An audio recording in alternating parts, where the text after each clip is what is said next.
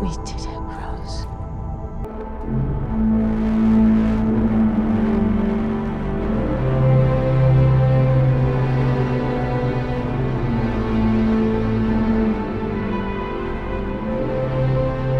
What do you suppose your brotherhood would do with infinite power?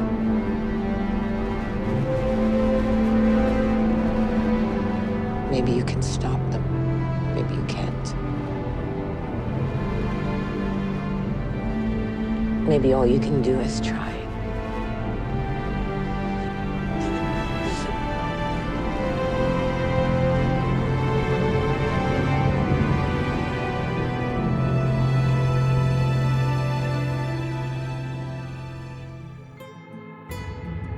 Come along with us on an idle ride through the latest science fiction and fantasy shows, movies, and video games.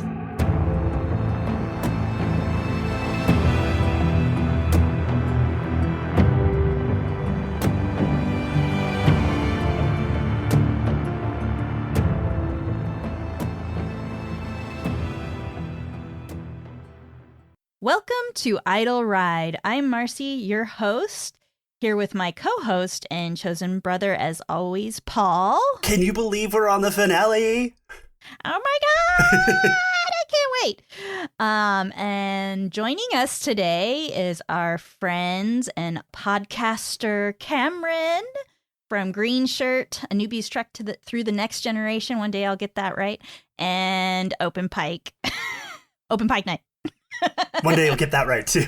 You don't have much longer to get it right because there is only one episode of The Next Generation I have never seen. Amazing. Wow, the finale. That's right. That's it. I've watched Preemptive Strike. That episode hasn't dropped yet, but I've seen it. And yeah, my shirt is just the slightest tint green now. Okay, minor confession. You've never listened to our podcast. No, I've listened to it. It's been a while, and I would like to. I like to listen to things when they're done. So as soon as you're done with that, I'll just blast through it all. But yeah, no. When you started it, I was like, Kev's never seen Next Generation, and now it's like I'm the green one. Have you not finished Next Generation? I only watched it as a high schooler where they showed whatever episode was on. So I've seen some episodes like 8 times and some of them never heard of them. I had no idea of like the whole Locutus of Borg arc. Like suddenly Captain Picard was a fucking zombie as far as I could tell. That is so funny. I'm excited to get to the movies because I remember watching First Contact in theaters and being like, what? It feels like there's a lot going on I missed. What is happening here? That would be so disconcerting. It'll be fun to watch it with the context, yeah. Well, that's super exciting. Congratulations. That was a long time to be doing The Next Generation. You made it through. I couldn't make it through it.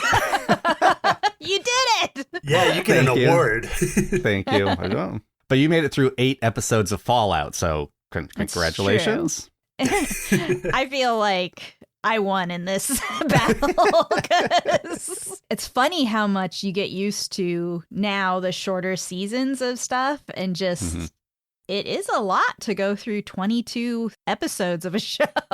My wife and I just started Supernatural. Ooh. I think there's like 7,000 episodes of that or something. So it's like the Naruto. It doesn't even feel real. It's like, yeah, compared to an 8-episode season. Yeah, it's intense.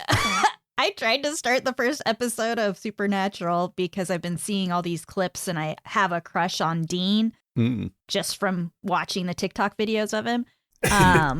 But I was like 10 minutes in and I'm like, I don't know if I can do this.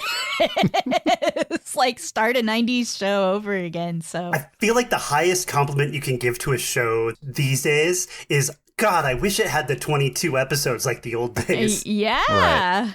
Like Strange New Worlds, I feel like I'm always missing. I want more, you know. So. Well, they nail the balance of episodic and serialization so well on that. And I think that's where it comes. Like, I wouldn't want 22 episodes of Fallout. Right. Yeah. We're going to get into it, but I had a hard enough time tracking all the plots through 8 episodes.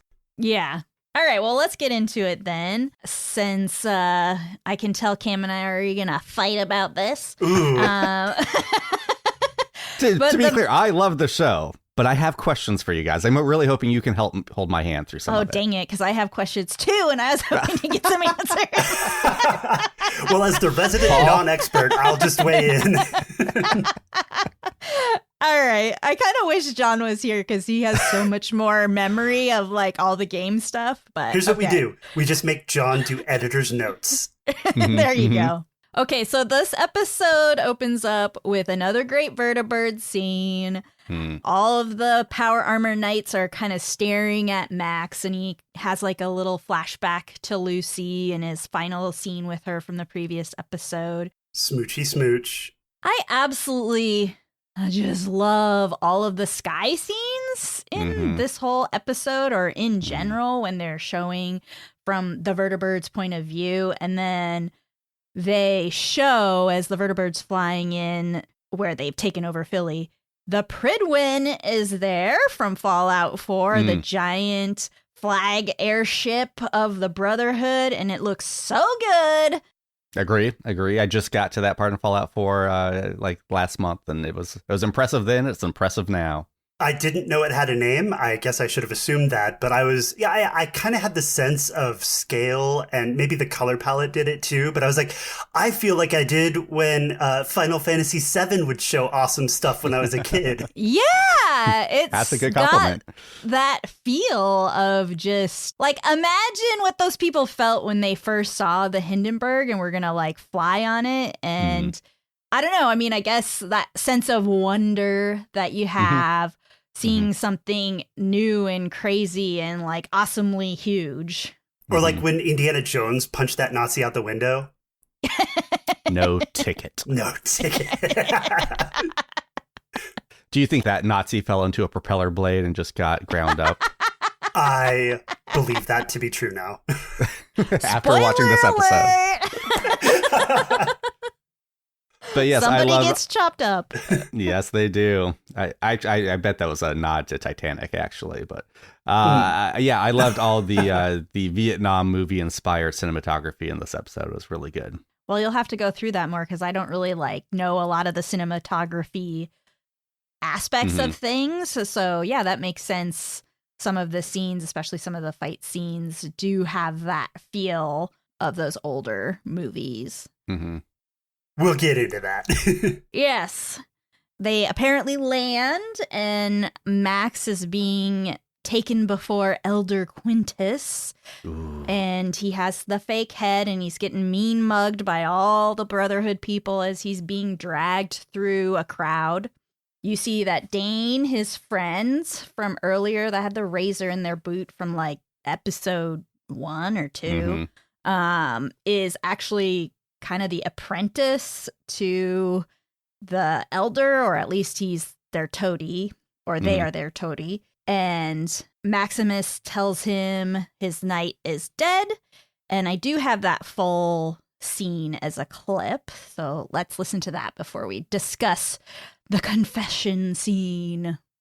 He's dead.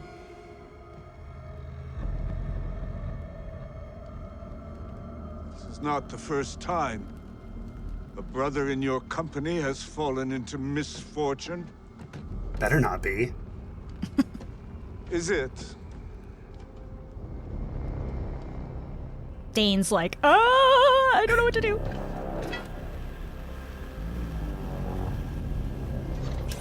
I fear you lied then. No artifact, my lord. Just as you lie now.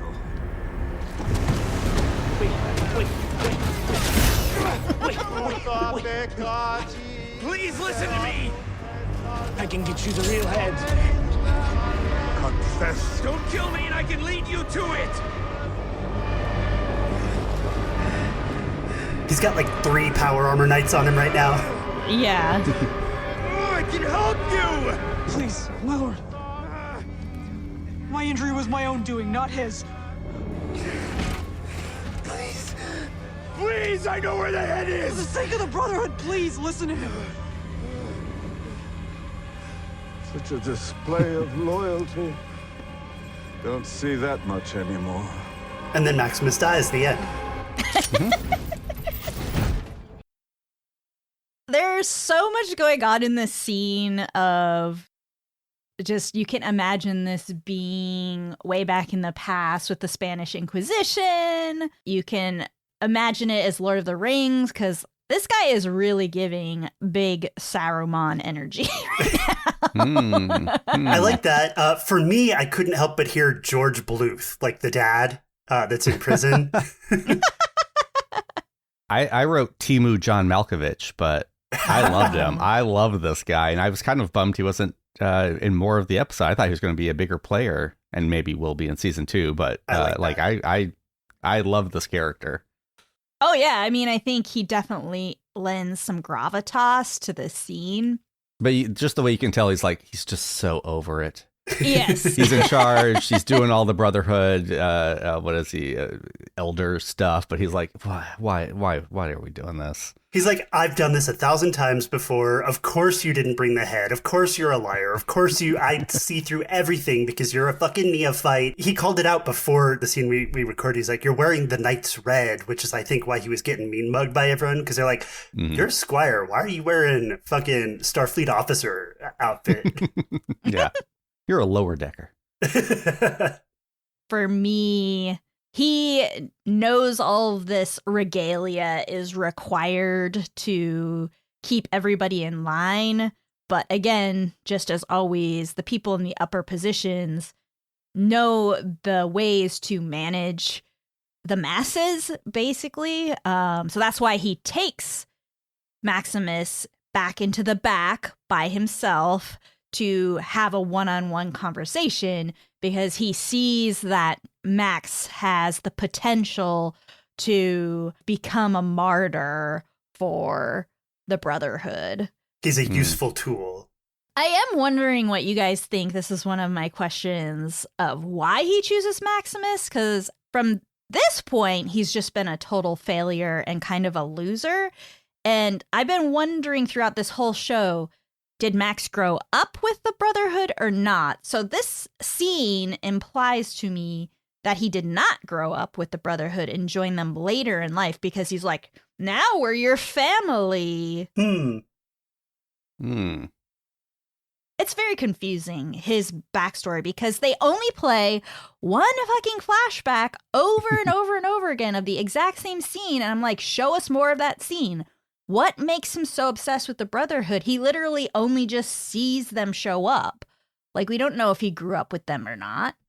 So it was a very Mandalorian backstory, right?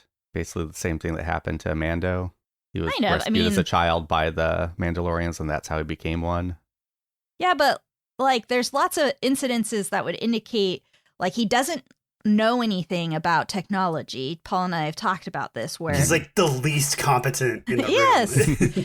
And then when Thaddeus is talking about, well, I was the one that got beat up, but then when Max showed up, I beat him up, implies that Max wasn't around for a long time, to me anyway. It's hard for me to tell. Like, I don't really understand Max at all. I like Max a lot as a character, and there's a moment in this scene that I think they do a really good job of like showing his two desires, like one to become a Brotherhood knight and help bring peace to the wasteland, and the other to join Lucy and just go hide in a vault and be happy with her. I think they do a really good job of like doing that. But I'm glad to hear you say that it wasn't just me, that there seemed to be a lack of clarity with this character throughout, because it really felt like they were, you had mentioned, Marcy, early on that they were doing a good, the bad, and the ugly thing with this show. And it really does seem like they were inspired by that, but then it doesn't follow it super clearly, because I was watching Maximus and being like, okay, you're the bad, but it feels like they're going to give you a redemption arc. And they do, but it's not very clear. You're right. Like, we don't really know where he came from. We don't, like, even when Dane says this here, I'm like, wait, did we find out who put the blades in the shoe? Is Dane lying right now just to save Maximus? Did we not confirm that Maximus did it? Later in the episode, they confirmed that it was Dane who did it. But yeah, I mean, the whole show, I'm like, where is Maximus right now? Like, what is Maximus's status? And I don't even think he wants to be a Brotherhood knight. He wants to save people, but he also wants to just survive. I see him more as like the survivalist versus somebody who actually, wants to save the wasteland and save people. And those two things are constantly warring. Just survive or do good. And in my mind, I feel like he's going down the villain route just from the many incidences in which we see him being kind of a like psychopath. And his childlike behaviors as well. Like for this scene when he's like begging for his life, and then he'll like switch on a dime to that like rage face, Madamus aspect. And so it's like, I'm a baby or I'm an angry psychopath. I feel like there's not a good in between. Yeah, well, I mean, even here, like, yeah, he gives up Lucy. Like, he had this whole, like, self-sacrificial plan, and then as soon as they saw through it, he's like, okay, I'll give you her real coordinates. But then he seems to, like, be at least telling himself he's going to show up like the White Knight and help her and save her and run off with her. But again, like, I don't know, I feel like the show is kind of the language of cinema is telling us he's going through this redemption arc, but you're right, he's not really. Yeah, I feel like he's going through the opposite arc. He's becoming who the ghoul became, which is like a bad guy. And the ghoul's coming out of his bad guy arc into a more good guy arc, sort of. Sort of. You're just understanding more of his backstory, really. Right. But yeah, I agree. But like the good and the bad and ugly thing, I do want to remind you that I feel like it's only the ghoul in which they make those parallels. Because last episode, there's a whole scene where he enters the house and they do almost a shot for shot scene of the table scene where he's like the bad character, Angel Eyes is threatening a family. And that's almost shot for shot from the good, the bad, and the ugly. So like I don't see a lot of the parallels like it was in more the the other setup. characters. Yeah. But to answer your specific question, I always got the impression that one, at the beginning of the series, Maximus is kind of being transferred to a new place, or he's just become an initiate, so that's why he's just shown up. And they definitely imply that like the Brotherhood adopted him as a child and brought him into their ranks, but maybe their children they kind of raised separate from all the technology and stuff, and then he chose this path to become an initiate recently or something. I guess there's just that scene in the very first episode where they show a Brotherhood camp and you actually see the children in like Brotherhood uniforms. Okay, I don't remember that. Yeah, I don't know.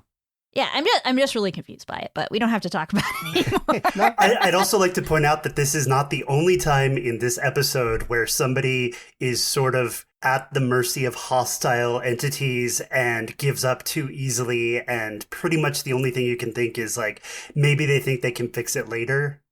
We'll get to that later though.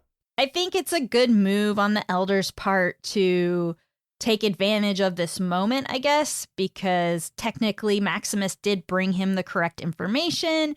And so he's trying to wrangle and use Max's vulnerability of wanting a family and a place to belong to really become his sword, as he says. Here's another possible aspect. So we've watched these episodes now, and if we like zoomed out to the Brotherhood's perspective, what have they heard? They've heard that, you know, he went on this mission. He's like lied to their dispatchers, which they probably figured out. He's been on the trail this whole time. He went to this town, which is probably why they're in Philly as well. So they heard about the ghoul just wrecking the town, and then him one-on-one, like doing a reasonably good job combating the ghoul. Like they could have heard some bits and pieces that they could piece together as like, okay, so he's not doing terrible, and he has been on the track. Well, he seems to believe that the original knight did die running, which did happen. Yeah. So, I mean, he seems to be coming from this place of like, the Brotherhood is in disarray. We're falling apart. None of the knights are good. At least this guy has taken the lesson that you need to take power and not be given power. Yeah, and it seems like this elder is making a shift, and he's going to kind of make a coup at the Brotherhood, and he's going to take power, and he needs people like Maximus with that mindset to do so. I think that's the best interpretation. And Maximus has the information he needs. Yes. I am a little annoyed, though, that Max, a couple of episodes ago, was so sure that he knew what cults were, and he's literally in the biggest cult around. Yeah. You think he knows what cults are because of that? And he's just decided that this is the cult for him? Or No one thinks they're in a cult. I guess that's true. All right. There's a transition to Lucy, who looks gorgeous. Like, I know that she just came out of that other vault, so she's cleaned up a little bit, but I was like, dang, girl, you're looking good. And she made it to her destination of the observatory. Love those Pit Boy shots. Me too. So good. And when she arrives and it goes, you made it to your destination, it does this little bing noise that I thumbs up. love. Yep, I felt like I succeeded when that happened. Like, all of us must get that little rush of endorphins from hearing that noise. Yeah. Well, she discovered a new location. She must have gotten like 35 experience points for that, right? Level up. Level That's up. I really enjoyed seeing a thriving settlement in the wasteland. You know, we come across these a lot in Fallout 4, where there's rows of corn and people walking around talking. And there's a really good little scene of a zoomed out couple of people. And one of them's a ghoul, and it's one of the ghouls she saved from It's the Super the thank Duper you Mart. ghoul. Yep. Yeah. Okay. And he's like, that's her. And it was like a really sweet moment where somebody recognized her, kind of like in Fallout 3 when you would get Reputation, they'd be like, Reputation. Yep.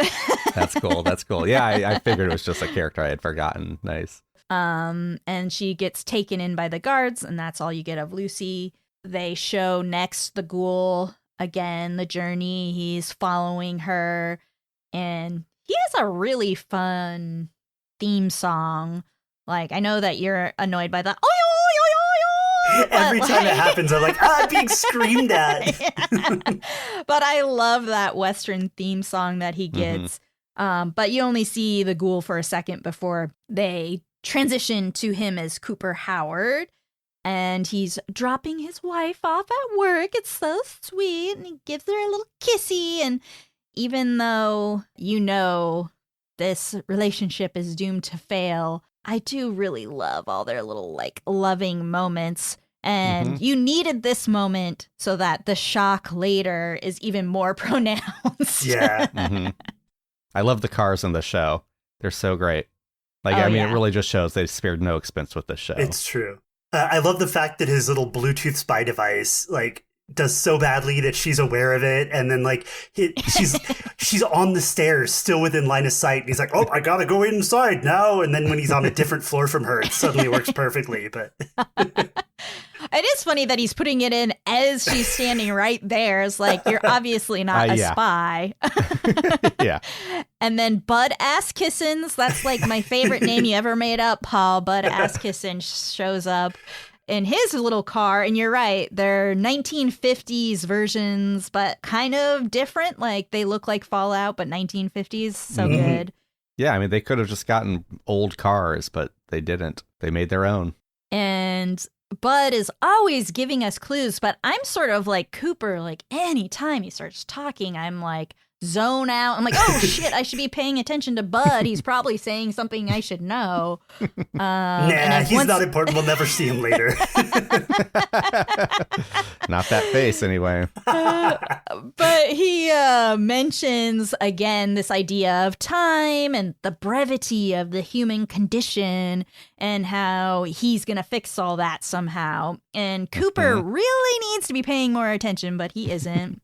He doesn't know And what's like going Paul on. said, the transmitter isn't really working, so Cooper realizes he has to go into the building to hear what Barb is saying. And so then you get him walking in and get a nice scene of the Vault Tech building with the Vault Tech logo on it, which was cool, I think. Yeah. Again, there's so many like quick transitions to like all these different people and voiceovers and stuff. It's kind of hard to go in between them. But so we go again to Lucy, and she walks in to the main headquarters of Moldaver. It's a pretty cool location. I feel like I'm in a video game walking onto a location. But It's got a huge NCR flag, and Moldaver's got this gigantic, like 12-person table in front of her, and she's sitting there again with the bad guys like eating the meals in front of their prisoners. But this meal looks pretty good. Does look good. I love how she just plops the head on top of it too. Yeah. Like, I'm going to be the good guy here. And I do So good. have the clip for that scene, so I'm going to play that now. Join us. It's my turn to host, isn't it?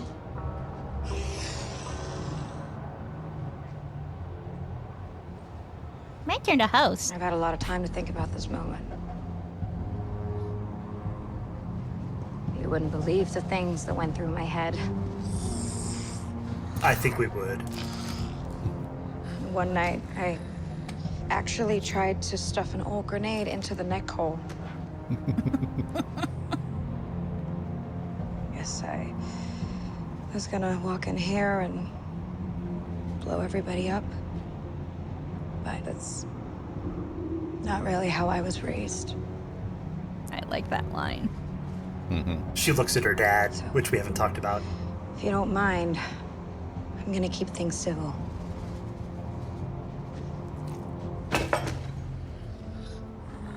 Brought you your friend, just like he asked.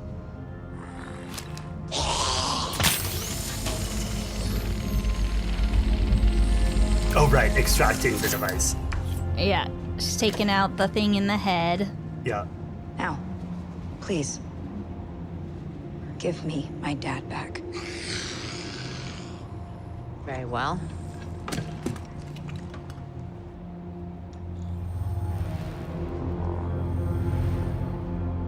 But first, There's always a but first. what if I tell you how I know your father?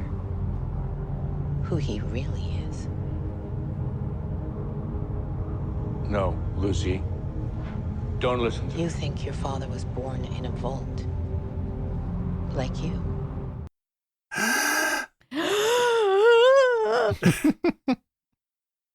So that's the most you get to hear Lucy talk, really. She doesn't do a lot of talking after this. She gets a lot of shell shock, yeah. A lot of reacting, yeah. So it would have absolutely ruined the dynamic tension, but I would have loved to see a flashback where she's like trying to stuff a grenade up a neck hole. That would have been a good, silly Fallout moment for sure. I could see it in my head, though. And we don't know who it is, of course, but that Zom mom there at the table is just looking nice and nasty. Love that that design. Yeah. Oh, so good. And it is an interesting dynamic, this like having the zombie tied to the table thing. And you know Lucy has really gone through some shit if she can walk up to a table with a feral ghoul that's gone bad. Just not even blink an eye. I mean, she looks at it, but she doesn't freak out or anything at the other dinner guest. Now, so kind of just to set the table of where I'm coming from, you know, I started this series at the week it came out, finished it last night, watched this episode. So I don't know how long that is, but I definitely did not watch it in the pace I would have liked. I watched it in the pace of a dad with way too many hobbies and just kind of an episode here and there where I could fit it. And I counted, there's 5, arguably 6 storylines weaving through these 8 episodes. And so I did have a hard time kind of tracking all the information. Do we know how Moldaver, she's the woman from Cooper's that led the meeting that Cooper went to, Yes. right?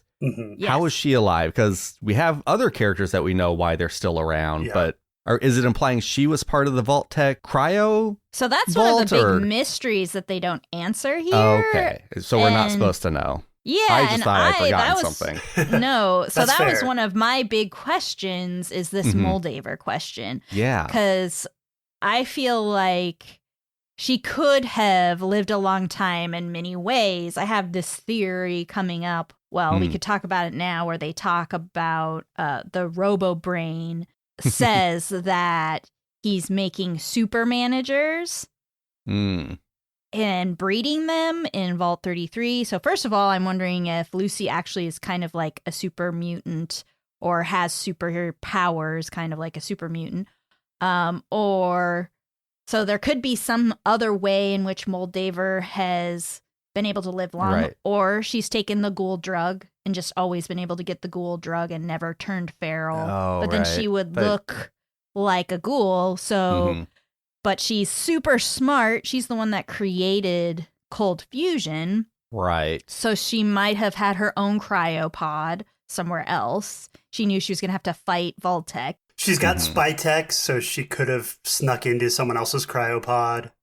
It's just Yeah. confusing to have this big reveal about how these people lived 200 years and then have this other variable that's like, and she also lived 200 years, but maybe not the same way. Yeah. Yeah, it's in my mind like a super cool mystery that is something I'm hopeful may be answered later. But Maybe, but she's, spoiler alert, dead.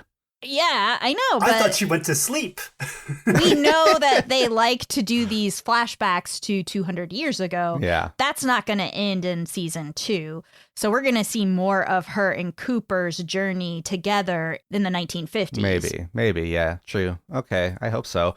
Okay, so other question then. Ben Linus, who was he? Where did he get the cold fusion? So my theory is that he's part of the old, what was the old government? The Enclave. Oh, okay. He's like the leftovers of the Enclave. He has the cold fusion, but as she says, it's a Vault-Tec proprietary device. So he couldn't activate it at the Enclave. So he was bringing it to Moldaver for her to steal what's his name. Mm-hmm. So then she could activate it with McLean's So she codes. was working with the Enclave. Yeah, I feel like the questions they set up at the beginning weren't the questions they answered at the end. They answered other questions at the end. Yeah, they took the more personal route. It's like Yeah. of our main characters coming into their own. So it's kind of like that, I don't know, early Spider-Man, the first movie where you get to know everybody's superpowers and they're learning who they are. And now they've kind of learned who they are.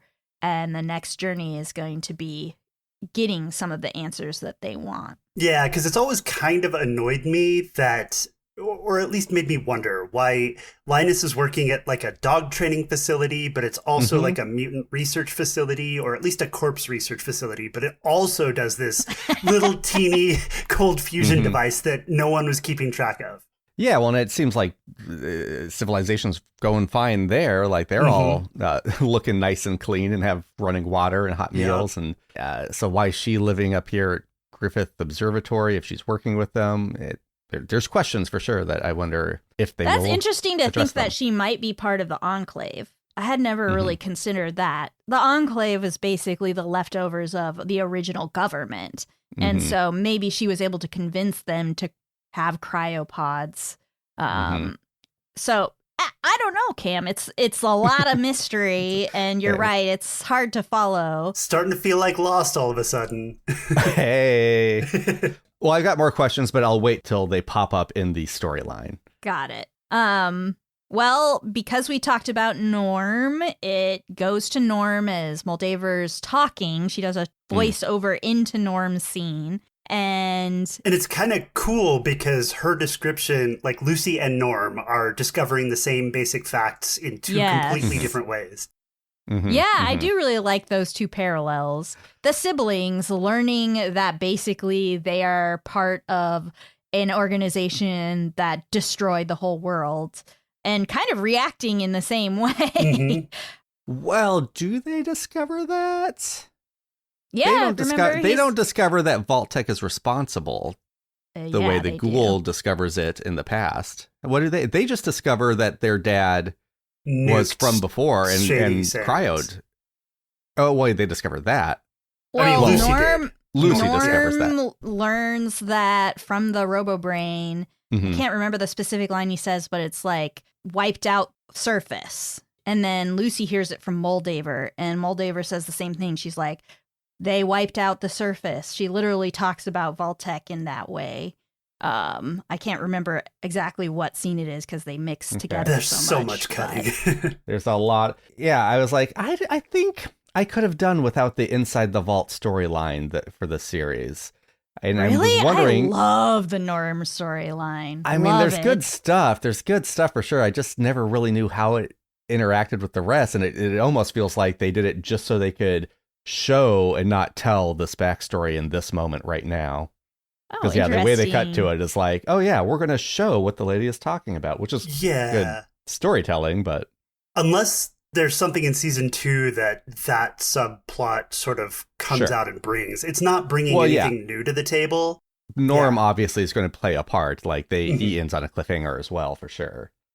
Well, I feel like it's revealing this scene isn't revealing this, but when we get the scene with all the Vault Tech corporations talking, and then that final scene, which I'll have a clip for, it is showing that, in fact, these vaults are not what we expected. Like, that's kind of what it keeps building up to, where we saw the previous Vault 4, where they thought it was one thing, but it was actually another. Like, these are experiments, and Norm is learning that. Norm needs to learn that, and we need to learn some of that information. I think, again, with these mysteries of what does he mean? He's been breeding super managers.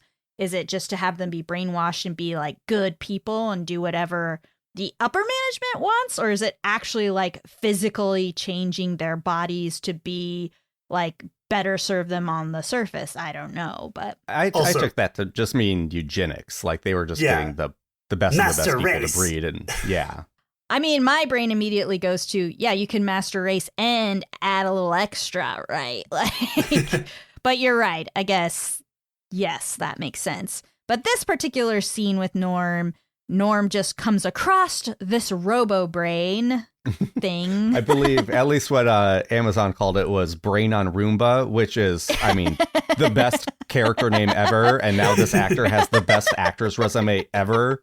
Yep. Brain on Roomba. Brain on Roomba. And we do have a clip from this interaction with the brain on Roomba, or robo brain is how I called it. Wait, you're not Betty. Or Hank. You share only 50% of Hank McClane's DNA. That's such a good scanner. His son? No. What are you? Initiate Protocol 53. It's just running at him with a syringe. All right, just hold still. Who are you? Wait. I won't answer your questions unless you let me inject you. All right. Don't move. This secret must be guarded. Don't go in there. Don't you go in there. Don't read anything in there. Or turn on the light. I love that. Don't you access the info tree or look at the terminal. So this robo brain, brain on Roomba character has basically been the caretakers of the cryopods, and it doesn't want Norm to go in and see them. Question for you guys. You're better with like recognizing stuff. Did you just immediately know the voice? Oh, no. Okay, cool. I didn't even match it. After he started referring to himself as Bud, I was like, oh, is that Bud? Because it doesn't sound like Bud. Yeah, I looked up the actor and I didn't recognize the actor who played him. Yeah, and what is it the same voice? Because I paused it and that's where I saw Brain on Roomba, and they show a little picture of the actor and it didn't look like Bud, but I mean, I wasn't really looking for it. I don't know. Was it Bud? I mean, I think it's supposed to be Bud's brain. Yeah. Yeah. Oh, really? Because he says they're Bud's buds. My buds. My buds. Yep. Oh. Yeah. Wow, I didn't pick up on that at all. Yes! Eat it, Marcy. I mean, I just kind of assumed that Bud's buds meant like this was Bud's plan, right? Like I never really made the connection that he was the brain. Funny. No, and then they cut to him in the war room at one point just after that too. They kind of imply. So yeah, what Bud said, what the robo brain, Bud brain says, he doesn't talk about wiping the planet clean before. He's talking about after. He says, we'll wipe the planet clean of the rabble up there right now and then take our place. Yeah, so he doesn't reveal to Norm that Vault Tech was ready to kill everyone originally. Yeah, I mean, I guess you're right. There is a distinction between the original wiping versus their proposed just continue to wipe the surface clean ideas. Right. But that's all mentioned in a later scene because we have to see what everybody's all up in arms about through Cooper's eyes. And Cooper's in Barb's office. He's been let in by the secretary. Betty. Again, a Betty, Betty, yes. yep. The Betty. Yeah. And you see on the walls, I'm always just like, oh, she loves him. She put all his posters up on her walls. I was wondering why his posters were up there. I didn't realize it was her office. And you're right. That's super cute. Or you could think that she put him up there because everybody loves Cooper. And so she knew that it could like get her more props with people. He is the face of the company now, too. He does So their ads, I was wondering if it had that. But no, I like that. Yeah, it's Barb's office. That makes sense. Yeah. And he puts his little listening device in his ear, and then We cut to the set from Doctor Strangelove, the War Room. Yes, we do. It's so good. It's so good. And we get to see all the big players we've met throughout all the games. It's so good. We got Robco. We got the oil company. Is that, which one's the loved it. oil company? MT. Big MT. Big MT. Okay. Big MT, and then yeah. which one's Repcon? That's the computers, I think, or that's the Rocket one, the Rocket company. Okay. And then West Tech was another one I saw. I remember the name. Company. Yes. Thanks, guys. That was absolutely going to be one of my questions. Oh, good. And Robco is obviously the robotics company, but it kind of overtook some of the other companies. I did a deep, quote unquote, deep dive into like what the different companies were, but it's a lot of like deep history in Fallout of these different companies and what happened. So go to the Fallout wiki if you really want to know some info. But there's also just a shot of Barb when they're doing a lot of the cuts. She looks like a Starfleet representative briefly. Like before she says the bad stuff, she's just like, hello, everyone. Let me be diplomatic and beautiful and have like a very form-fitting Starfleet looking outfit. And yeah, she definitely looks proper and like in charge. Speaking of which, my next question is, wasn't she like a costume person or PR person? Or I thought we were introduced to her as kind of like low on the totem pole at Vault Tech. How is she suddenly in the war room? No, she just is the one that presented the outfit for the Vault Tech people to Cooper at the beginning. But it was more as just like, this is what you're going to wear in our commercial because I've got you this role as the face of Vault Tech. But she was always a higher level. Yeah, she looks subordinate to him on those scenes where we're seeing Coop as like the star of everything. But like she was the one behind it all. Okay. Yeah, maybe I just kind of took maybe I just misinterpreted it wrong at first, and then that filtered my reading of every other scene, because I always felt like maybe she had risen to mid-management, but I like seeing her in the room, I was like, oh, whoa, she's talking? Oh, she has her own nameplate? Okay. Yeah. Well, and I think that they don't represent her in that way because we're seeing her through the eyes of Cooper. And so he kind of always downplays her role. He doesn't know how big she is. Yeah. Yeah, exactly. And so, like, we just see her as a wife who has a job, and he doesn't like her job, but we don't really know what her job is. Because, like, she's been talking, like, I've got a Pip-Boy now. And he's like, well, that's stupid. All the nerds do Pip-Boys. And then she's like, I'm just trying to position us so that our family succeeds. Like, she's definitely got power, but she's downplaying it.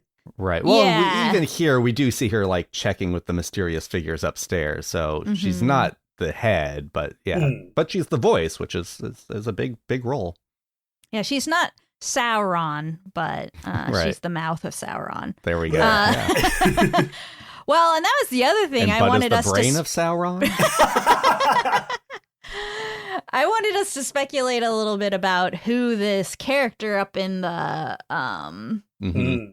up in the windows looking down on this meeting is. I really don't have any ideas, but I thought Cam might, because spoiler alert for the end of the episode, we see New Vegas, and I'm wondering if there's any New Vegas characters that you think could potentially be like the head of this, because you played New Vegas more than me. I did, but a while. I mean, this would be a John question. I'm trying to think. I mean, Because like Mr. New Vegas was just a robot. I'm pretty sure it was an AI, but maybe he like uploaded his consciousness. So maybe it's that. Oh, yeah. Okay. That's why we don't need to I see definitely have thoughts and questions about the end, but I kind of want to wait until we're speculate about season 2 for that.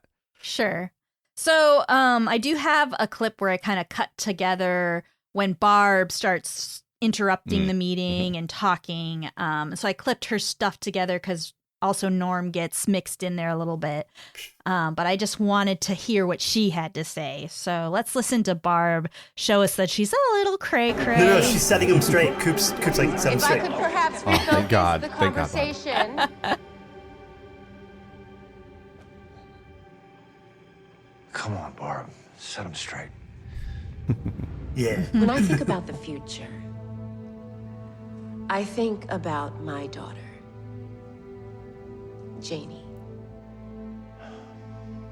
How do I Sure you provide do. her with A better future. That's what we've invited you here to discuss. Yes. And how do we design our vault society so our children have that better future?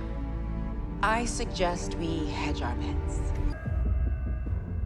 Bud here has an idea for 3 interconnected vaults.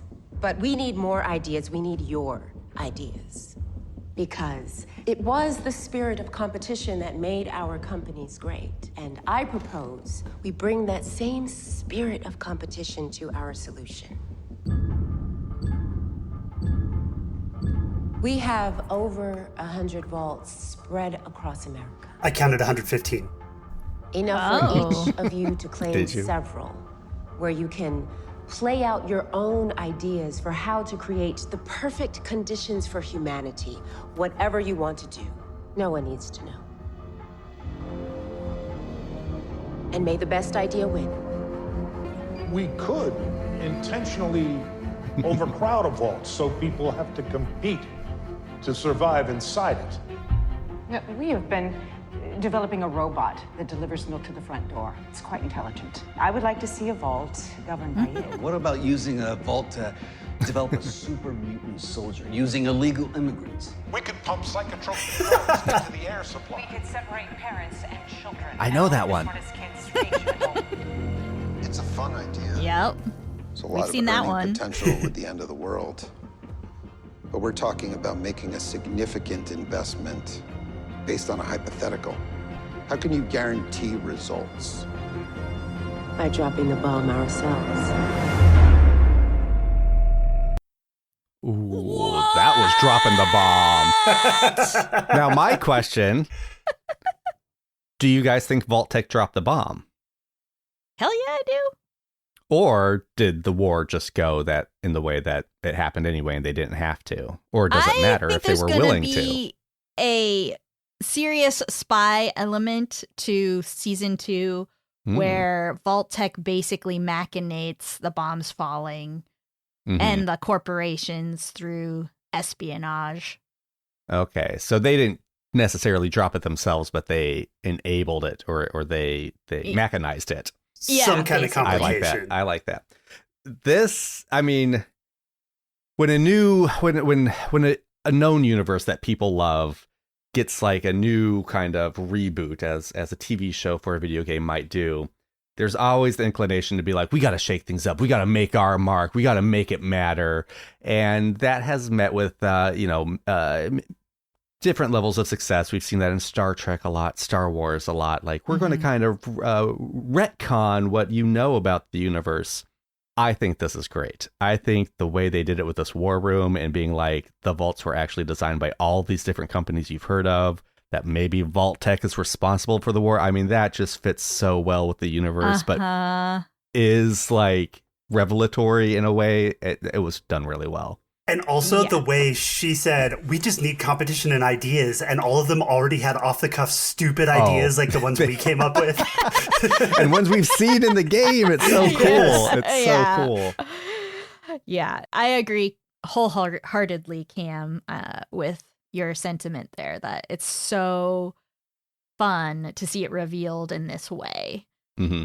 So before I do the most iconic quote of the Fallout universe. We do see Norman here learning the information about the super managers, buds, and like we talked about before. And I guess I did have written that Norm says, "We wiped the surface clean," in quotes. I wrote that down. So we wiped the surface clean implies to me that it's the original bombs dropping, but I don't know. We'll have to go back and and rewatch it again. So we're genetically selected to breed with my buds to create a class of super managers, people with positivity, people who make lemonade, people who will inherit the earth after we've wiped the surface clean. We wiped the surface clean? We could intentionally. Oh no, sorry, then that's cutting back to the war room. We can cut that part off. But you're right. Norm does seem to connect the dots, and maybe it's up to interpretation for sure. You're right. Yeah, I mean, either way, they understand that Vault Tech, or at least their Vault's manager people, have done some pretty terrible shit, right? I mean, I would say wiping the Earth clean pre-war. I mean, depending what part of the surface you look at, it might not be a bad idea to wipe the Fallout universe clean. I mean, if you've only seen the Raiders and the Super Mutants, maybe you might think that's a good idea. Well, there was one line that Bud says that I wanted to ask you about, because before Barb starts talking, Bud was having his moment, and he says this line, "All of our work, everything that we've accomplished, is the result of this fruit-bearing collaboration between like-minded corporations that make America great." Yep. And I was wondering if you thought that was probably I think it's a direct reference to MAGA. Oh, for sure. It's just hidden kind of in that line. Right, because they don't say again. I mean, the MAGA reference is a reference to an age-old kind of sentiment as well. Sure, of course. But they couldn't have said it without at least knowing people would pick up on of that. Course. So even if it wasn't a direct reference, it was with knowledge that it could be implied. Yeah. Implied that way. Yeah, so Cooper is just like in complete shock after hearing this news through his little listening device. And Betty had earlier asked if she could bring in Barb's assistant, Henry. I immediately was like, Henry Hank. I know who this is. So then Henry walks in, and it's actually Hank McClane with little a good baby de-aging. faced.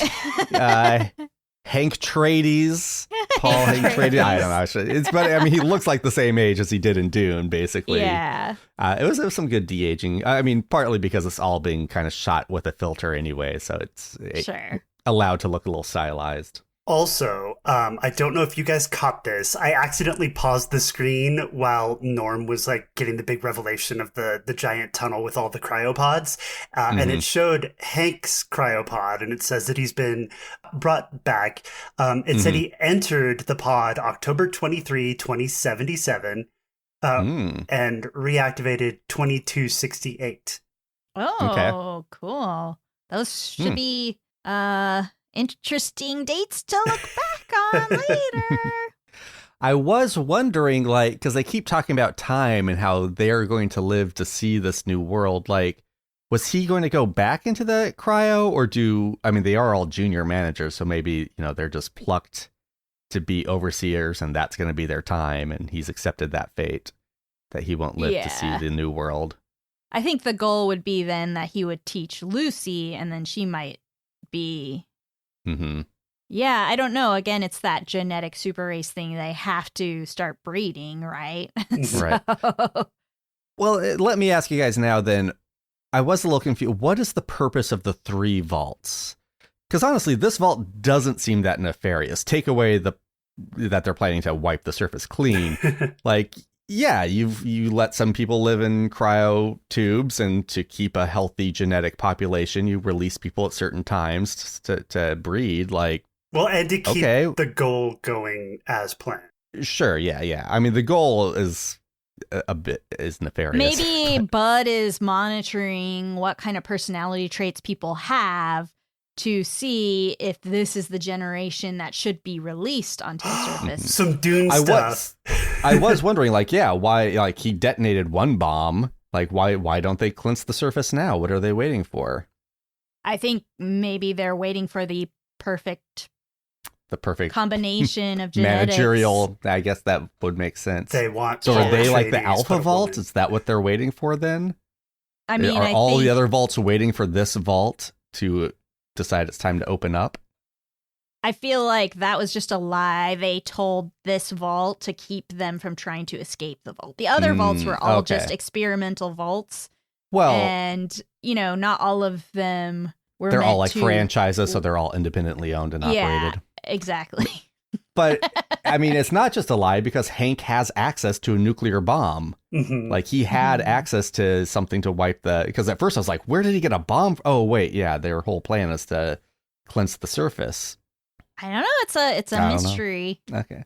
But why, like, why the 3 vaults? Why... Is it so they could introduce people from the cryo and say they're from the other vault, I guess, is why? It was Bud's idea. We don't know exactly why. Well, yeah, and Bud's not the smartest. That's true. He's not the sharpest brain on the Roomba. Maybe he just didn't want a single point of failure, so there's always like 2 pools to pull from. Mm-hmm. But yeah, I mean, why not just be like, yeah, we have a cryo pods and we're going to let people out every once in a while. I mean, that doesn't seem that nefarious. It is kind of funny that there's 2 big reveals back to, well, kind of 3, like Vault-Tech's at least willing to wipe out human population. Hank, Lucy's dad, is responsible for destroying Shady Sands, which we still need to get to, and his mom and all that terrible stuff. And there's cryotubes in the vault. Like, that seemed very like a much smaller, like, okay. And yeah, why is that bad? I guess it's just the reveal that there's like hundreds of people that were from the original time in a vault. And yeah, I mean, it's a reveal, but it just doesn't seem like... And they've been lying to all the other people in the vault for hundreds of years. So it's a consistent lie throughout time. You know, it's not certainly as big. I guess I just also didn't understand why the lie. Like, it seemed like the vault could have just been like, yeah, we got people on ice. It's cool. Because people would maybe want to try to get back there and like get in the cryotubes when something goes bad in the other vaults. But as you say, Bud is... how long do you think Bud was trapped in that little corner for? That's a 50 great years. question. When was the last person out of the cryotubes? Probably Hank. Oh, probably. Yeah. Yeah, there you go. Oh, poor Bud. This will be the time. That's so good. All right. So, baby Hank meets Cooper, but Cooper's still in shock, so not really hearing anything that baby Hank is saying. And so... Oh, but he does. And he remembers. Right. Once this line is said, the most iconic line in Fallout ever. We have conflict and we have war. And war, well...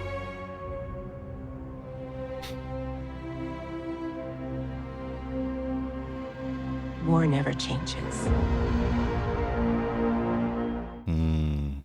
The music in the show is really good. Like, they use the themes from the game really well.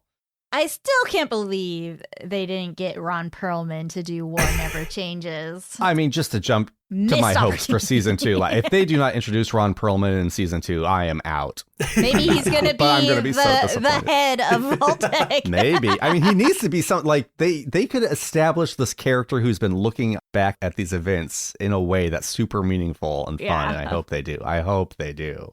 So consistency isn't the main motivation for any of these characters, but there was a little part there when she said war never changes at the end of this big long meeting where she's talking to them about like, we'll get rid of all of our enemies and then it's just us left and then we win. There's no war anymore. And then she says war never changes. It's like, so are you just predicting that you guys are going to go to war with each other? Like, if I was a person in that world, I would be suspicious of her from that. Well, what she's saying is that we'll never win with war. And unless we wipe out war, then we're just going to repeat this because war never changes. Okay. So if we can breed the perfect group of super managers and then wipe out everyone else, then we're fine. No more war. It is her flawed logic. Yeah. All right, Thanos. So at the very end of this Cooper scene, Henry says this line from the movie that Cooper hates the most because it started all of this. Oh, wow. Which I forgot is that. feo fuerte y formal. And I looked up this line to find out what it actually means in Spanish. And it's actually a saying in the Mexican culture. It's ugly, strong, and dignified is kind of the basic translation. But it's basically saying even if you're like physically unattractive, you can also be kind of tough and strong or dignified. Good, the bad, and the ugly, it sounds like. Yeah, basically. So there are a lot of good and the bad and the ugly references, and John Wayne also wanted this to be on his tombstone, I guess. It never got there because his family kind of hid where his grave was because they didn't want people to know about it. But then I did a deep dive into John Wayne, and there were some disappointing things about him, as there What's always his name is. again? Like Nancy? I don't remember what his real name is. But it's an Marion. interesting thought to think about the Ghoul as like a John Wayne character, right? Who wasn't in The Good and the Bad and the Ugly. It was Clint Eastwood. But so many of these Western references, it's hard to like piece out what exactly they're trying to say with it. But I like it. And again, they transition from this moment back to Lucy. Moldaver continues to tell her about Hank's past. And then she mentions her mother, Lucy does. And Lucy's like, tell me more, basically, about my mom. And then we transition again to Max from there.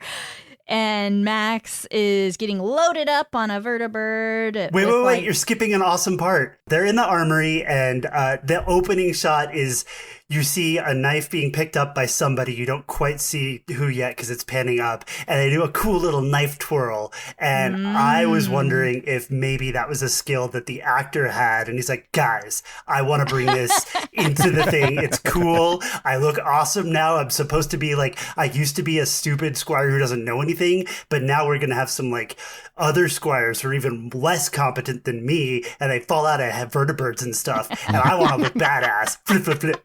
That's all I wanted to say. Well, he definitely leveled up his melee skills, right? And he's in the armory with Dane. And Dane does in this moment reveal, like Cam said, that in fact they did put the razor in their own boot. Because they were scared of going out in the world is sort of how I interpreted it. And Max thanks them for the confessing, I guess. Yeah. Yeah. And the opportunity to go on this mission because he learned a lot. And he got like that priest voice of his again of like, I'm going to run away and I'm going to do the things with Lucy and we're going to be happy. Oh, yeah. He's definitely somebody that I think is susceptible to cult-like behaviors, you know? Yes. Like, he just wants to stop trying to survive so much. That's his main goal. I did want to say earlier, I just read the note I'd written for Hank's de-aging, and it helps when the actor has aged like Kyle MacLachlan, who has aged like a fine spice. Nice one. That's beautiful. I love Kyle MacLachlan. I'm so glad he's in the show. It's hard for me. Like, I know he's a terrible character in the show, but it's hard for me to think that, which I think works well. Like, as I'm with Lucy, I'm like, no, it's Kyle MacLachlan. He can't be that bad, right? Okay, that's pretty bad.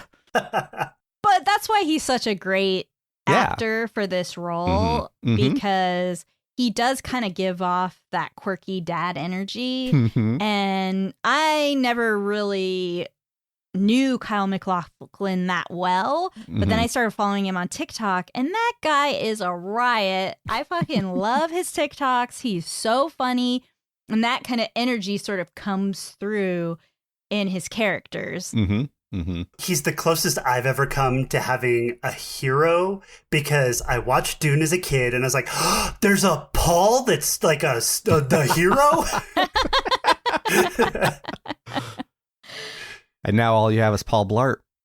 Mall Cop.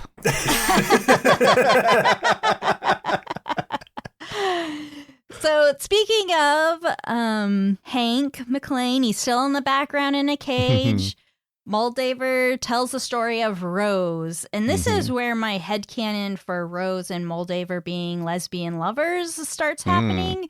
Because as Moldaver is describing that, in fact, Rose left the vaults and came to live at Shady Sands. Go ahead. How many people thought she was Rose, that was going to be the reveal? Just the way she was talking about it. Like, she seemed to know so intimately. Like, and Rose thought this, and then Rose did that. I'm like, oh, you're about to meet your mom, Lucy. Oh, not me, because we've seen flashbacks of Rose before and doesn't had look we? like Okay, Moldaver. completely forgotten that then. Yeah, okay, never mind. But it feeds into your theory that she knew her mind so well, yeah. And why else would you chain the creepy zombie that we learn is in fact Rose to a Perhaps table? one day I'll meet your daughter and be able to introduce you in a dramatic fashion. So I just got to keep you with me at all times.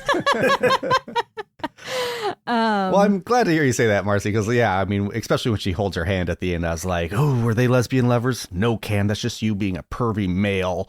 No, like... And who doesn't understand intimate friendships. I couldn't help it. Every show has gay characters now. It's great. And so the moment that I saw her in the flashback of Lucy's introduce Lucy to Moldaver, I was like, oh, yeah, I'm seeing it. Like, I saw it even before. Like, you see that scene with the hand holding. And you were raised on it. Xena, though, so... Well, that's true. I'll give you that. But think about it. If you're a lesbian, but you grow up in a vault that says you have to breed with men to make more people, you just do it, right? And then you're you discover that there's some missing water, and you deduce that the surface probably has people. And vaginas that are ripe for the picking. So my other theory, again, because I had completely forgotten we'd seen Rose McClane, was that it was going to be Barb, that Barb was going to end up being her mom, which I thought would have been an interesting twist. So let me then ask you, because I remember there's like a whole, like, Norm discovered his mom was not from the vault, right? So was Rose a cryogenically frozen person then? Because they certainly, when Norm discovers that, you think she came from outside the vault. That Rose's Pip-Boy opened the vault, but he didn't know why. Yeah. So it wasn't that he learned she did it, but just her Pip-Boy. Okay. Yeah. Anyway, at some point I had downloaded the information that Rose was not from the vault. But that could also mean she wasn't born in the vault. Maybe that's what they said. No, it's always been implied that she was born in the vault, but left with Lucy and Norm when she learned that Hank was trying to hide that there's people on the surface, and she was like, why can't we go to the surface then? There's people up there. And he was like, just don't worry your pretty little woman head about it. And she was I'm the overseer. I've got this covered. Yeah. Okay. Yeah, so Moldaver, in the weirdest way possible, is like, you know who it is, Lucy. Right. And Lucy looks over at her zombie mom and is like, oh, yeah. And I'm telling you, Paul, I've been telling you this whole time, the lockets and ghouls. The lockets and ghouls are a big thing. It was right there. And that's how you recognize that ghouls at one time had a family because of the mother. Locket. Yeah. Yeah, exactly. I was just saying that, like, always when you kill a ghoul in Fallout 4, you find, like, a locket or some personal item. Yeah. Just one single thing that was theirs before. Or, like, a kid's toy or something. I always wonder why when I kill a mole rat or a dog or something, and they've got something like a locket or money. And right. I'm like, why is this? Where? In their stomach? Okay. I don't know.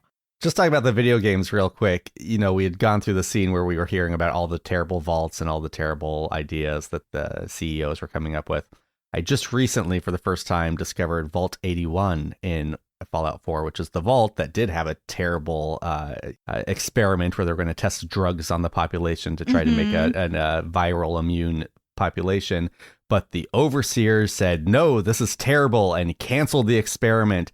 And it was so weird, like reading that in the terminals and me just being like, having a glowing hope for humanity, especially nowadays. I was like, if this video game character could do the right thing, maybe there is hope for us. Well, it's like 1 out of the 300 volts. I know. How many, Paul? 115? Yes, but there was a silhouette in the way of Florida and like everything there. So there could be more. It didn't show Alaska because like the top of the map. Mm-hmm. There were some in Canada and it looked like a few in Mexico. And who knows, maybe the rest of the world had a couple too. And that was just at the time. We don't know how long. Yeah, until, exactly. Yep. She could be hiding some from Oh, the yeah. corporation. You're not going to show vaults, your... Of course. Yeah. The other corporations. Like, you're going to control those ones, too. Yeah, exactly. Yeah. She was talking to the graphic design guy and was like, yeah, just throw, I don't know, 115 up there. We don't care. It doesn't have to be accurate. So I'm just making a point, okay? Do 100, but not exactly 100, because somebody's going to be like, that's suspicious. I love the idea that she literally has like a speech notes like there for this moment. But she does look at her Pip-Boy and he's like, okay, it's time now. And she's like, all right, I got to start talking. Yeah, so Moldaver is still trying to convince Lucy, and Hank, to try to get Lucy's attention, is like banging on this, like, oh no, wait, this is later. That's later that happens. The thing he says now is, she's lying, Lucy, which might notice, oh really? About which part? And how come you're just saying, no, she's lying? At first I was like, I feel like he should be a little more, aggressive here. Yeah. But he's probably been starved and tortured for the past however long the series has taken. So yeah, I mean, he's probably not in his best right mind. Well, and he's just seeing his daughter for the first time and knows that she's been traumatized. And Moldaver tells her that they need the codes from Hank to open up cold fusion. And man, Ella Parnell, like her eyes are like luminous.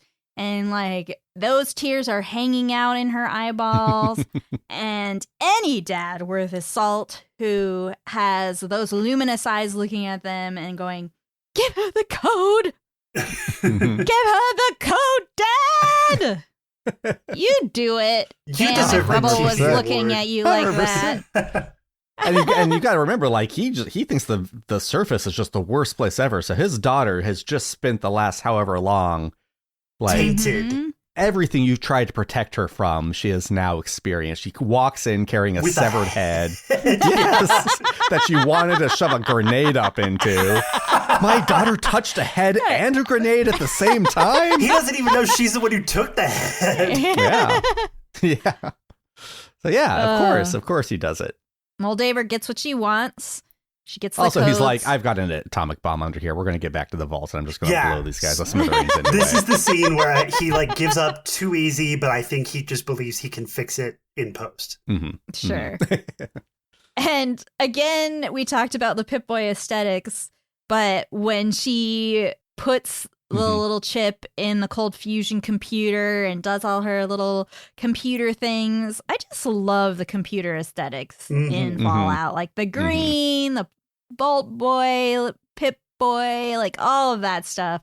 It just always makes my heart sing when I see things from the game. Later, when the ghoul is like attacking that group of guys and he pulls the fusion core. Every time I see a fusion core station, I'm like, it's a fusion core station. I pulled out hundreds of those fusion cores. I agree. I'm so excited. Fusion core. I have never used a fusion core in the game. I hate the power armor. I don't like to use the power armor, so I just have like dozens of fusion cores that I'm excited to gather. That's right. Wow, that's like one of the most limited resources in the game, and you're just like holding them onto them. Yeah, but I'm like, I don't know what to do with this.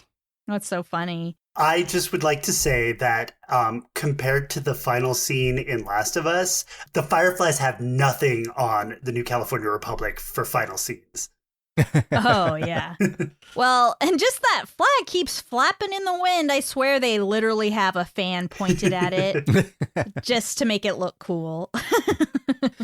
Now, did you guys talk about when we discovered Shady Sands, like the history of Shady Sands and I did a little the bit, meaningfulness of that? Because I'll admit, like, I wish they had introduced Shady Sands earlier in the series. Like, that's a plot point I think they should have hit a little more, because they kind of just casually mention it in like episode 6 or whatever, 5 or 6. And even then I was confused. I was like, wait, like they didn't specify it happened recently. So I was like, yeah, when the bombs went off, right? What are we talking about here? Oh no, Maximus survived it. So it must have been recent. I was very confused by all that. And I didn't really hit on Shady Sands until this episode. I was like, wait, Shady Sands, that's from the video game, right? Oh yeah, that's that town I loved. They blew it up. And like, that's that was crater. when I turned on Hank. That's when I turned on Hank. I was like, not Shady Sands. I love Shady Sands. So like, it took me a while to make the connection. But once I did, the use of it for those of us who played the first 2 games definitely hit home. Damn you, Paul Atreides.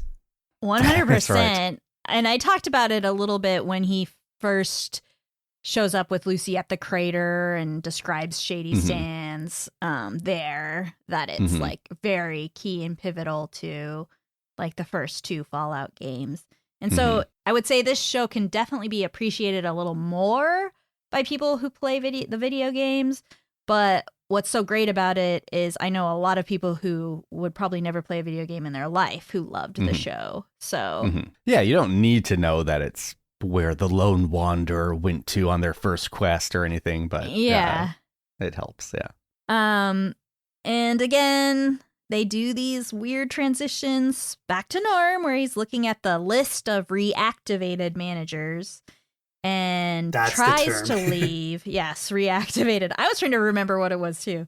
And he tries to leave, but Robo Brain locks him in with all the cryopods. I loved everything about this, except I thought that the plotline should have been cut. But other than that, I love everything about this.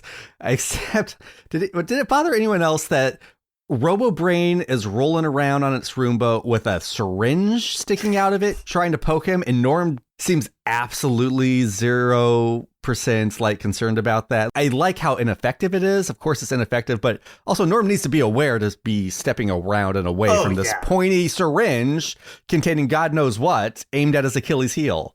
When they did the first reveal and he's staring and it like pulls away and it shows all the cryopods, I was like, climb onto one of those fence things, rails real quick at least. Just keep an eye behind you to see how far back the Roomba is. Like, just know where it's at. You have to be aware where it's at. You can avoid it. Kick the syringe off of Yes, exactly. Like, if they had gotten rid of the syringe, I wouldn't have been thinking about it in every scene. Yeah, and also like suddenly Bud can shut the door. Instead of saying, don't go in there, he could have just kept the door now shut. He has control. It's minor, but it was definitely a thought of mine. Minor, but yeah. All of a sudden, he became a threat, which worked. He is a 200-year-old brain. He's very senile. That's right.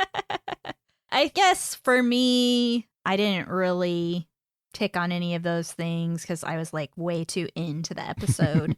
Because though it's hard to narrate the transitional scenes, it's actually really good as a visual for the final episode. I think for me, it works. It makes things more dramatic. And now he has to decide, Norm does, whether or not he's going to put himself in a cryopod or, in my mind, just reactivate everybody in the cryopods and then like shut them all down. Like, he has so many options for decisions right here. I'm guessing he's probably just going to freeze himself. Yeah, I mean, they did say that there's no real food in this area. Maybe he'll become the sole survivor. I bet he's going to let everyone out. That's a good idea. I hadn't thought of that, Marcy, but that's what I would do. Like, what are you going to do now, Robo Brain? Let your entire breeding population starve? No, one of these guys has the keys to this computer. Experiment over, buddy. Yeah. My thing was like, okay, you figured out some, but obviously this brain knows a lot of shit about what's going on, and only some of your questions have been answered, Norm. Let's sit down and have a little exposition dump. Let's do it. That's what I would do anyway. For sure, but then the brain would have to want to answer his questions. He's been pretty chatty so far. True.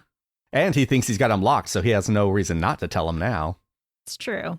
He's always explaining his whole strategy to everyone anyway. I think it's a good into Norm's storyline. Yeah. It's funny that it's one of my favorite storylines, but you're right. It's the one that could potentially be cut from the whole series. Right, that's all, yeah. I'm guessing that his storyline will have a lot of repercussions to season 2. Sure. Mm-hmm. Mm-hmm. So this is the last we see of Norm. He's trying to make that decision. Yeah. And then right as Moldaver is going to activate cold fusion, they get attacked by the Brotherhood. So there's a lot of cool scenes in here. I have a couple of things written down, but is there anything specifically you guys want to mention? Like the use of the song, like the slow motion. Thought the violence was at an appropriate level for what was happening.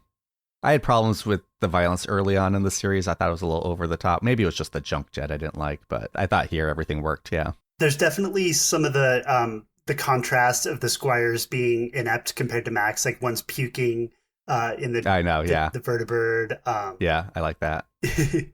One squire, as we foreshadowed, falls out of one and just gets liquefied by another blade. My favorite scene was the slow motion standard bearer scene. Yes. Because both sides have standard bearers or flag bearers for the Brotherhood and for NCR. And it's such like an old fashioned, it fits that like 1950s vibe because like in the Civil War, each side always had a standard bearer that would like, you wouldn't try to kill them. They would just be like carrying the flag of their side.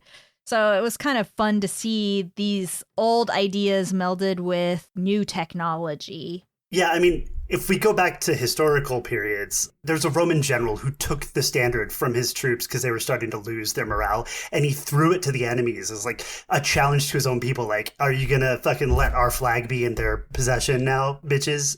So yeah. And then, of course, the historical iconic moment when Braveheart stabbed Lucius Malfoy with the flag. Yes. We'll live Glad we had a camera team there. Mad Max. I should have called him Mad Max. Shit. Oh, well. Do it again. I also felt like they did a great job of showcasing a lot of the pieces of armor from the Fallout game in this scene. And like, how would you take down somebody with power armor? So you see a whole group of people taking out a power armored person. And yeah, so you see a lot of the NCR or like combat armor that you get in the game. And Max is, you know, weaving his way through the battlefield. He has his own unit, and Dane is kind of sticking close, and they make it into the observatory. And here's one of my favorite clips of the whole episode. I bet that outfit makes y'all feel like a big man, don't it? Well, I know, cause, well, I used to wear one back in the day. There was only one problem with it. There was a flaw in the welding, just below the chest plate. Oh, Walton Goggins, you beautiful man. They look down when he says that.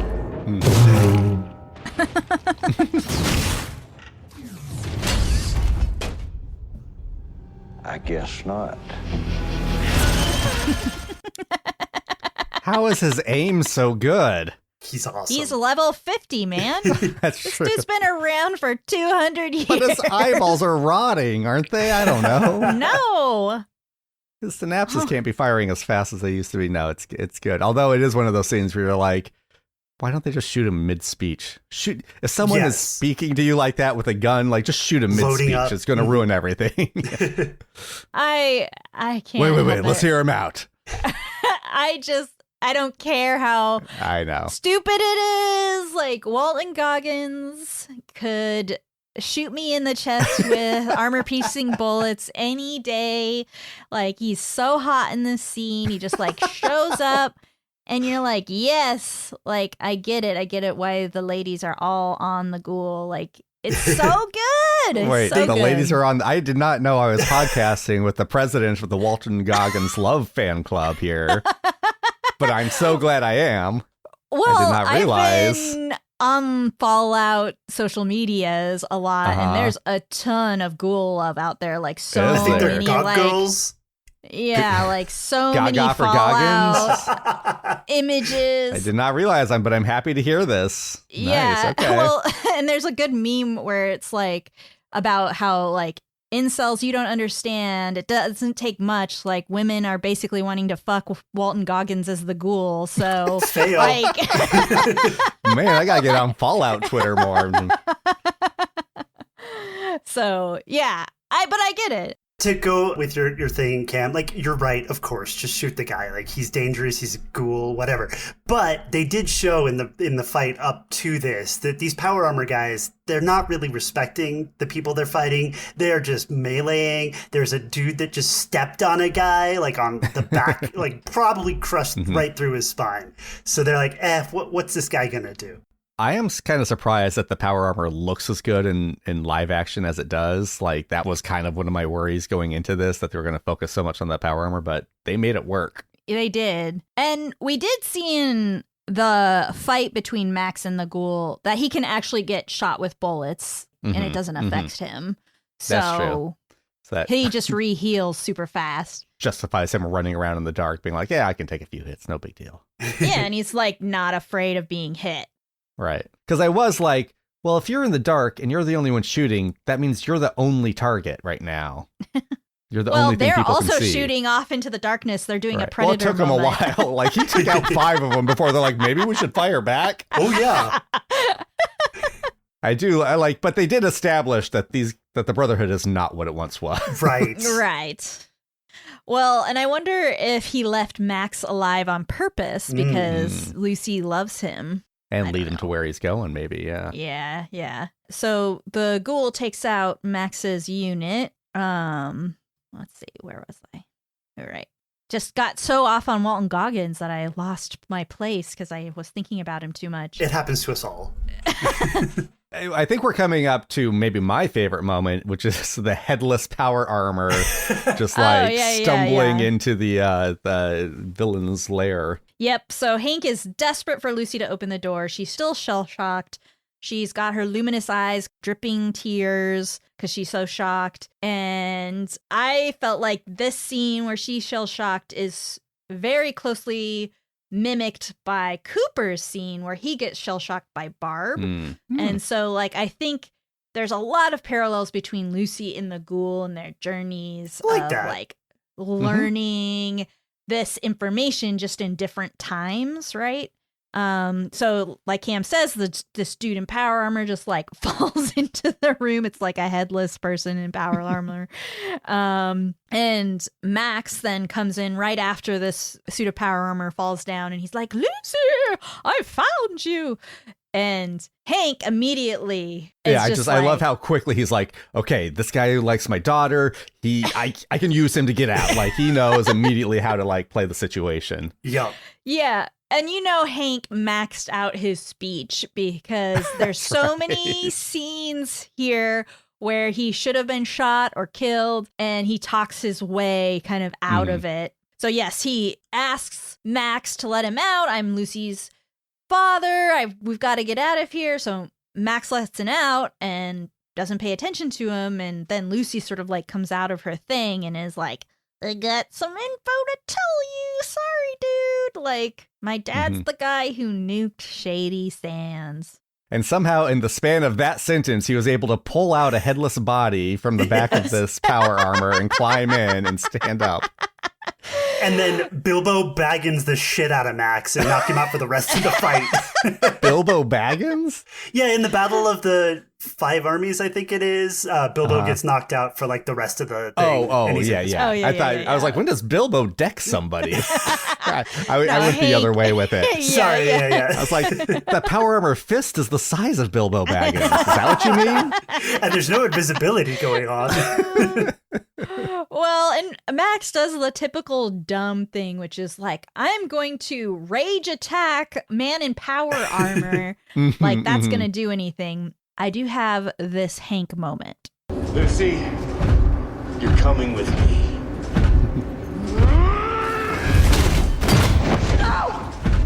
Bilbo'd. Max, wake up.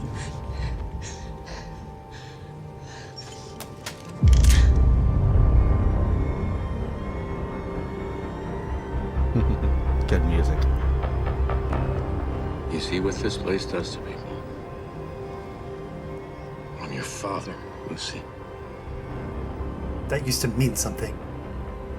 You came all this way for me. I can just see the text bubbles underneath. You're not gonna hurt me. Sarcastic, good, evil. What's your response?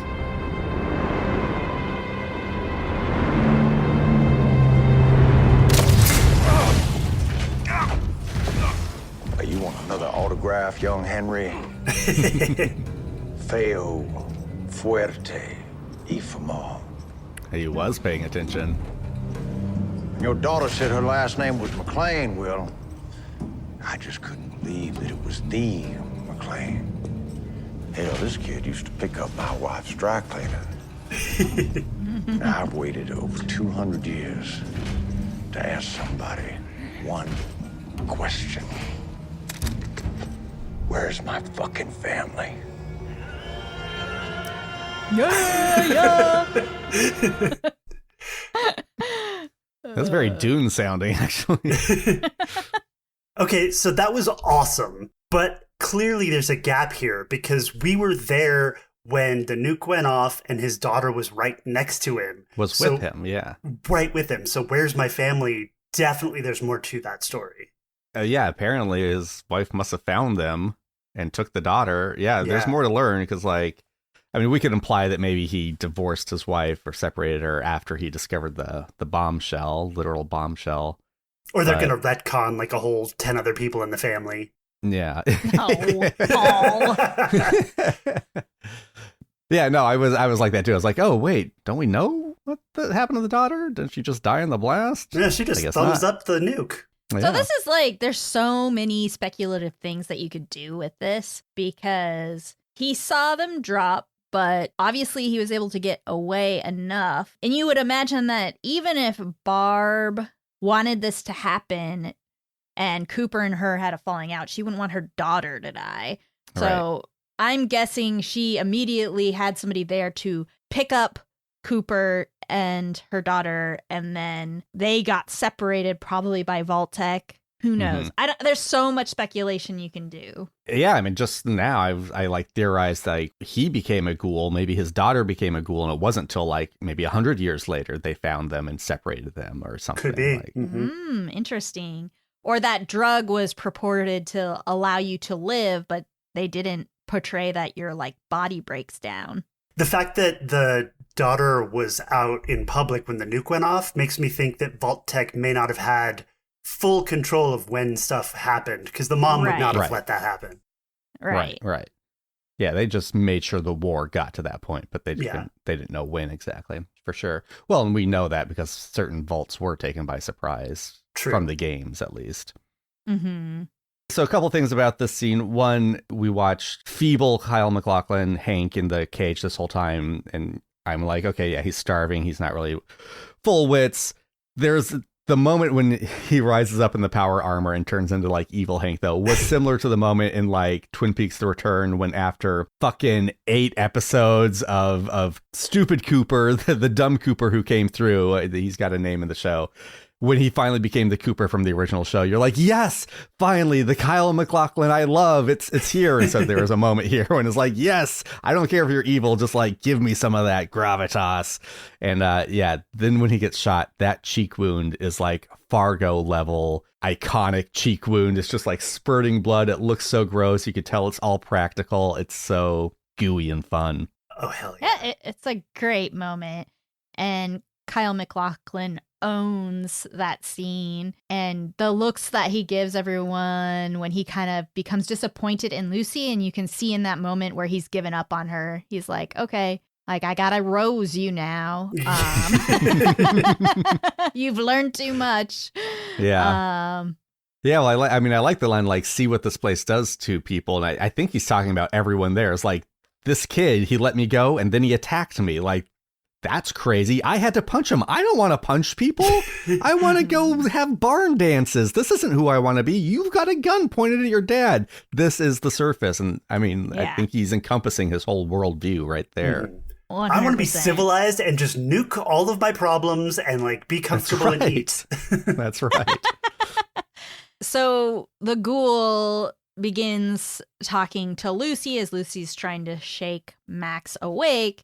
And this is where he basically tells her, you can come with me and learn out all the things that you want to learn about this reveal that you've just gotten from your dad, or you can stay with this stupid bro.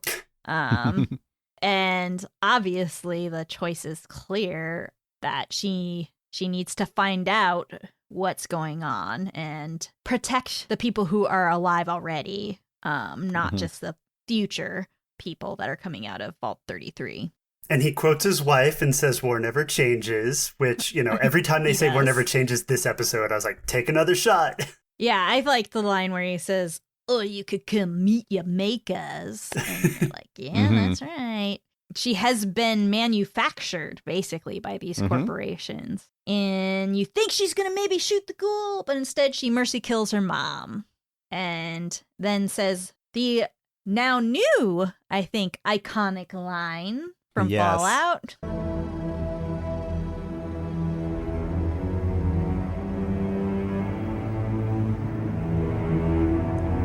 Okie dokie. So dramatic. The final okie dokie. It's good stuff. She says okie dokie with so many different inflections throughout the show. So I love that her final line of the season is okie dokie. Did you guys grow up saying okie dokie? I'm sure it escaped my mouth. I don't know if I said it on the regular, though. I'm pretty sure my family was just made for Fallout because we would say like okie dokie, Smokey. Okay. I don't think I ever said it for real. I think I might have said it ironically a few times, like okie dokie. We said it for real. That's awesome. I had a question about when Lucy does the dramatic pull out the gun. Obviously, it was framed to look like, who's she going to shoot? Even though we all knew. The ghoul couldn't have known that was her mom, right? No. So he probably was just like, yeah, okay, whatever. There's some shit going on there. Not my problem. Yeah. Oh, yeah. Not his problem. Exactly. Yeah, I absolutely don't think he knew that that was her mom, but he's aware that Lucy has changed for the better in his eyes to become more like a surface dweller. More like him. But we don't, because we see him walk out of some entrance and find the dog. We don't see her behind him, though, right? Right. So technically, they're all separated at the end of this episode. What are you talking about? She walks out directly behind the ghoul. She's like, well, he leaves and he's like, you coming? And then she kind of hesitates, says something. I mean, she doesn't catch up. We don't see her catch up to him. So we don't know she's walking with him. I'm just saying, if she was, why wouldn't the final shot be the two of them together? We see him. I think she's walking towards him as they're walking away together. And then later we see him leave the door and find the dog, and she's not there. Yeah, I figure she's Is just there like an 30 feet in behind scene that him. I missed? Because Do you remember dog meat? Yeah, he literally comes out, he walks kind of away, then she comes out and goes the exact same way that he goes outside. Okay, we saw. I may have forgotten. She walked out of that same door. There's a decent separation, but they are, Okay. They're coming out of the same bunker thing. For a moment, I was like, "Oh, this show's going to end with these three characters together," and then And I think she kind of catches up to him underneath the Hollywood sign. Okay. Oh, right, the Hollywood sign that says sponsored by Nuka-Cola. Yeah, that was a nice touch. Yeah. They end the ghoul, Lucy, and Dogmeat story by having them walk off into a wasteland town-looking area that looks like anything you might have done in the video game, And the song playing is My Echo, My Shadow, and Me. And that apparently is a song that was played in Fallout 76 on Appalachia Radio, I guess. I've been digging deep into the ink spots recently, and it's one of my favorites. I didn't realize it'd been in 76. Yeah, I mean, I've never played 76. I'm 76 curious now because there's like a lot of people still playing it, even though it's been out for a long time. Well, we've talked about it already before a little bit, but Max wakes up, he's calling for Lucy, Moldaver comes in. I didn't notice this the first time, but I had closed captions on, and she says Rose as she makes her appearance. So that was just another data point for the lesbian thing. Mm-hmm. Yeah, she's talking to the zombie the whole time. And she starts the cold fusion device. Which she should have started when the Brotherhood attacked in case they murdered her. Uh-huh. And it lights up the whole city. She goes to sit next to the dead body of Rose and holds Rose's hand. And she realizes that Max is there, or probably knew the whole time. And kind of gives him a speech about maybe he'll be able to stop the Brotherhood, or maybe not. All you can do is try, or something like that. I mean, I did like that, because obviously she has no idea who Max is, or maybe she does. She seems to know a lot. Mm-hmm. He's about to die, and she's like, okay, here's a Brotherhood soldier by himself. I'm going to use my dying words to try to like sway him towards revolution. Yeah. So, yeah, she holds Rose's hand as she's dying. And she's like, we did it, Rose. Yeah, where I'm like, their relationships just seems too intimate to not maybe be lovers. But I could be wrong. They could just be best friends. I don't know. Mm-hmm. We leave that to the audience to decide. Yes. Well, and then Dane runs in and immediately identifies that that's the leader, and Max must have killed the leader. And once again, he's going to be lying his whole life away because... He fails upwards again. Yes. Oh, man. So Dane takes his hand and is like, this is going to be a night forever more, Knight Maximus. And then they all start doing Hail Maximus. And this feels like a very Caesar moment. Cameron. Mm-hmm. Maybe he becomes a part of the Caesars movement. Isn't that in New Vegas? That's in New Vegas. Yeah, I mean, that's part of my thoughts going forward, because then we cut to where Hank Atreides goes. Hank is running across the desert. We see a skull of a death claw. Oh, yeah, that was cool. That was cool. It was a beautiful desert shot with the sun rising. Mm-hmm. Mm-hmm. Oh, man. Yeah, the shots of the this silhouette so of the power armor in the sun was really cool. That was great. And Hank comes up over a hill and sees any nerd of the Fallout. New Vegas. This is the first thing I thought, which is I love how well this series is fitting into the universe of the video games. It's not saying like, hey, we're going to rewrite everything. Just like another entry in the video game, this is another entry in that universe, in that story. It fits in. We're learning some new stuff, but it's not overwriting anything. And not that it will, but the first thing you think of seeing New Vegas is like, well, I know how that ended for my game, but New Vegas is notable for having like 82 goddamn endings, each with a different faction taking over. Like, I wonder how they're going to play that. I'm curious. Will they pick one ending, or will they kind of play with the, like, there were rumors of this and no one really knows what happened? Or which faction took over your New Vegas? Well, I always play like the ultimate good guy first, and then I did go back and play it as the...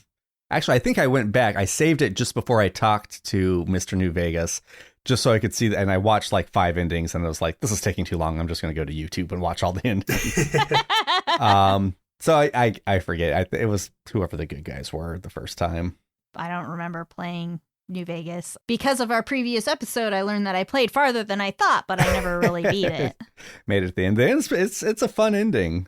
I didn't get to the end, but I do remember one of the things I hate the most about video games is respawning enemies.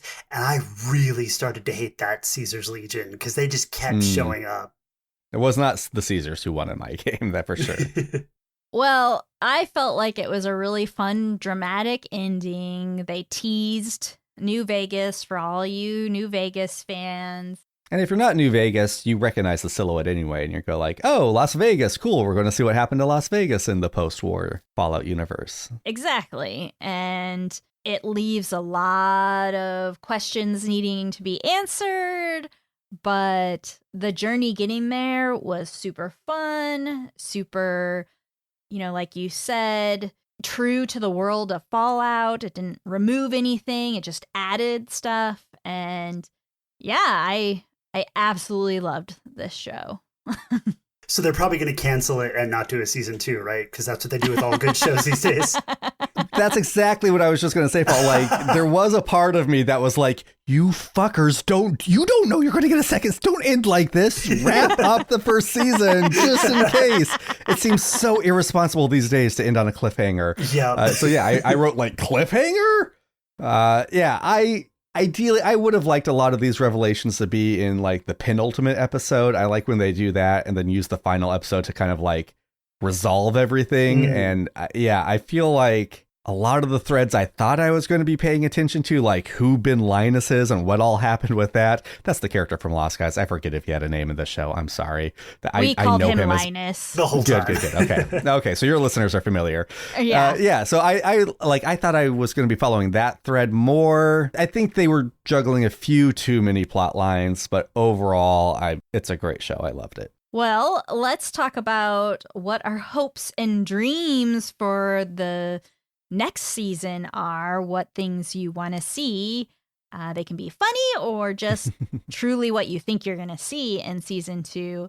I know I definitely want another more dog meat centered episode. Yeah, I thought he was going to get more screen time for sure. Me too. And that was one thing that was a little annoying. It was pretty obvious that Walton Goggins was like feeding him treats whenever he was like following him. So I don't know if that was meant to be that it looked like he was feeding him treats. I don't think it was, but it was pretty obvious to me that he had treats in his hand. Funny. And I would love a cameo from my favorite ghoul, Harold. That would be so fun to see Harold, but we know he's a giant tree. Maybe we'll find a tree sprout or something, like a descendant. Yeah.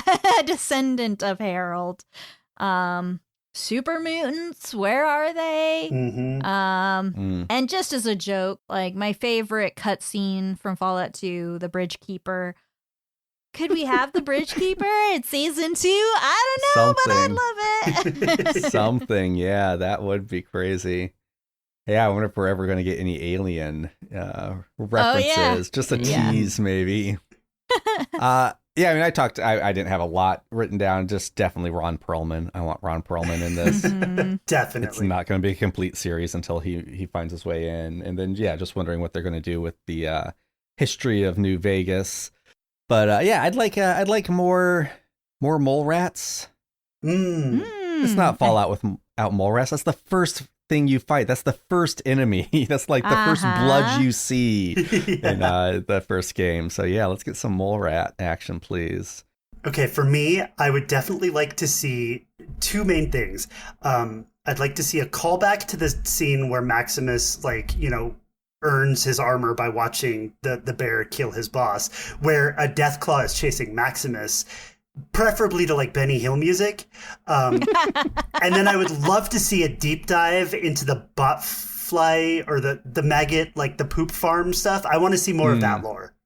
Yeah, those are all fun. I'm just excited to see how the ghoul and Lucy's relationship pans out from here.